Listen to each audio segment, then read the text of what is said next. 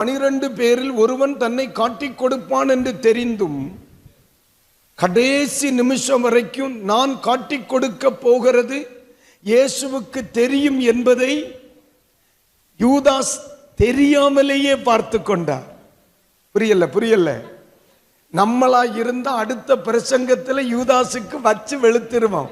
3வது பாயிண்ட் அவன் நெஞ்ச பிளக்கிறதான். அல்லேலூயா. அடுத்த திருவிருந்துக்கு ஆம்பளை செத்தாவன் அடுத்த காத்திருப்பு கூட்டத்துக்கு வந்தான்னு அவன் மேல நின்னுட்டு தான் ஆவியில நிரம்புறது.